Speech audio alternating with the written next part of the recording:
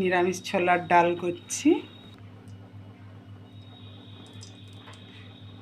কড়া গরম হয়েছে, আমি একটু তেল দিলাম, আমি একটু 5 ফোড়ন দিলাম,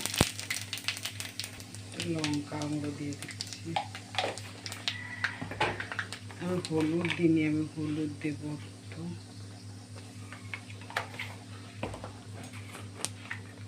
একটু জিরা গুঁড়ো 1 চামচ, আর একটু আদা।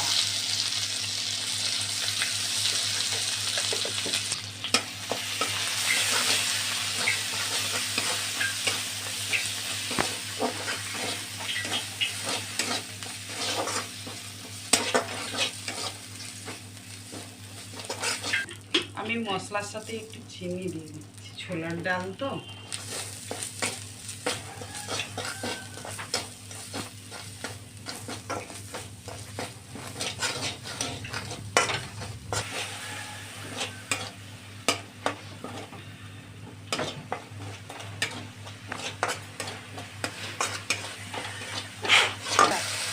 আমি ছোলাটা সেদ্ধ করে রেখেছিলাম, আমি দিয়ে দিচ্ছি এর মধ্যে।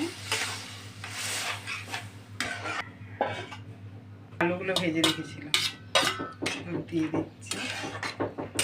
খুব অল্প আমি আলু দিয়েছি, যাতে একটু মাখা মাখা হয়। পরিমাণ মতো নুন দিয়ে দিচ্ছি।